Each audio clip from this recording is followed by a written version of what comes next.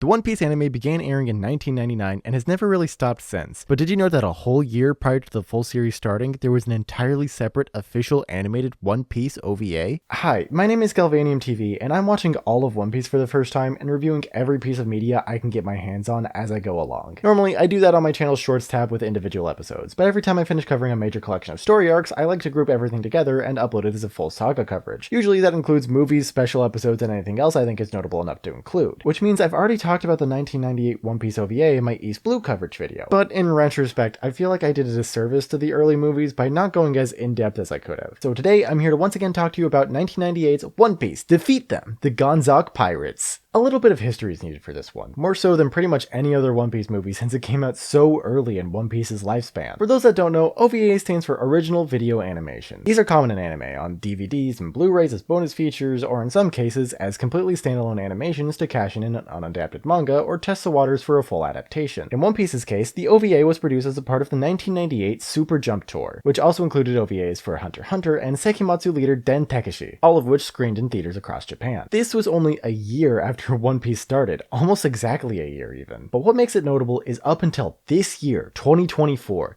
it was the only official One Piece animation not to be produced by Toei. What's crazy is until the One Piece releases, the only other non-Toei animation is an adaptation of a manga one-shot Oda created in 1994 that was retroactively added to One Piece canon in a story arc I haven't watched yet. I'm writing this video midway through watching G8 and recording it midway through watching Foxy, so please be kind about spoilers. The Gonzok OVA was actually animated by Production IG, who would go on to be a successful studio in their own right. Being a completely unrelated production to the Toei series, the OVA takes on a different style and uses a completely different voice cast. When I first watched it, I was already used to the Funimation dub voice actors, so it really didn't faze me. But I can imagine if you've only watched the original Japanese audio of the show, the OVA voices might hit a little different. The OVA itself starts with its own version of what would eventually become the iconic opening to the anime. Wealth, fame, power, and all that jazz. It also very quickly becomes evident that the OVA takes place between the Orangetown and Syrup Village arcs, given that we have Luffy, Zoro, and Nami on a very basic small craft with no sign of Usopp or the Going Merry to be seen. Keep in mind that this was released right before Chapter 50 of the manga was published, which means things were solidly into the Baratier arc. The Straw Hat ship is suddenly destroyed by a stray high-yield explosive shell, and the crew is confronted by a plesiosaur wearing an odd pirate insignia. Luffy tries to eat it raw, causing it to knock him and Zoro into the sea while running away with Nami clutched in its jaws. Luffy washes ashore on a nearby island and is resuscitated on accident by two pirates chasing a little girl in armor. Luffy, who isn't a fan of getting stepped on, KOs the two pirates and gets brought to a local village alongside Zoro by the little girl. It turns out those pirates are part of a crew that have recently invaded the village and kidnapped all of the adult men for slave labor while holding the rest of the island hostage. They've also stolen all the food, and Luffy is hungry, so he immediately rushes off to go eat some ass and kick some grub. The little girl named Medica leads the charge and immediately gets caught by the adult pirates from the beach who wish her specifically harm. Luffy steps in, causing a red alert from all the pirates in Gonzok's base, and a mysterious pirate repels down and scoops up Medica. Luffy pursues, and Zoro is left behind to deal with all the fodder pirates. It turns out the mysterious pirate was Nami, who has betrayed Luffy and joined Gonzok, but Luffy is here to fight, so he goes at it with Gonzok, standing his ground until he gets hit with Gonzok's special crab splooge. Meanwhile, the lives of the innocent islanders are used as leverage to force Zoro to surrender. The gang ends up chained to a wall, but the slaves lead a revolt that provides a distraction for Nami to double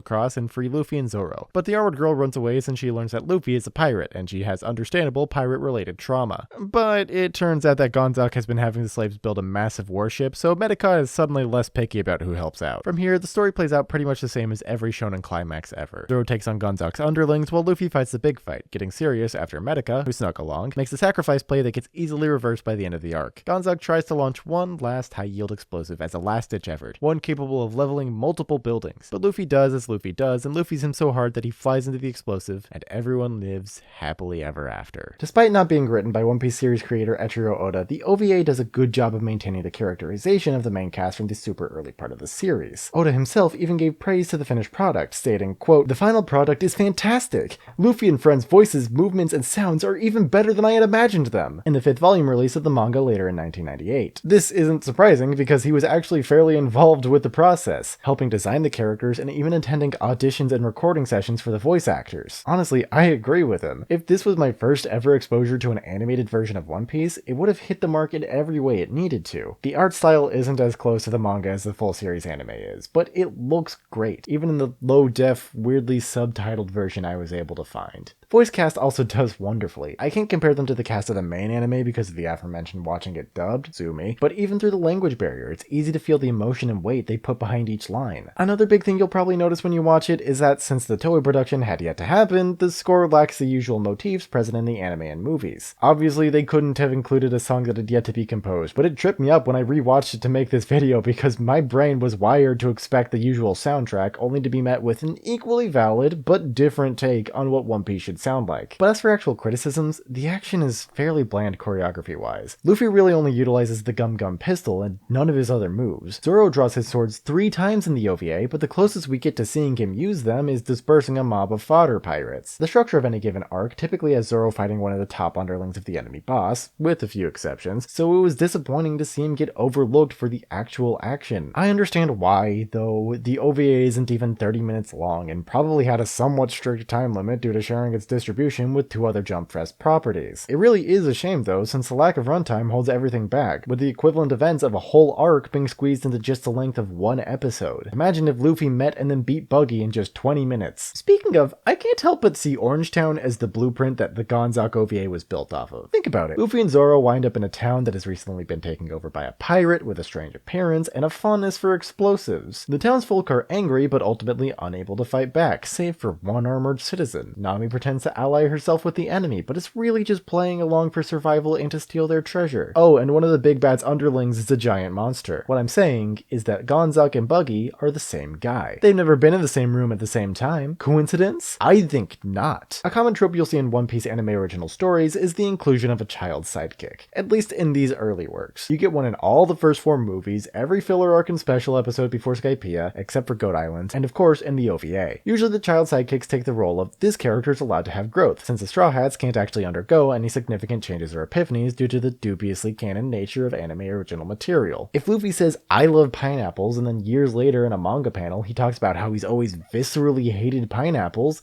you have a problem on your hands. So all of the character growth goes to Medica instead. She actually gets a fair amount of screen time in the OVA, but the short runtime means that her growth happens within the same time it takes for a gnat to reach climax. She has understandable pirate-related trauma, finds out Luffy's a pirate, runs away from him, and then goes back to being friends with him because he isn't a bad pirate. This isn't the first time this trope has been pulled, and it won't be the last.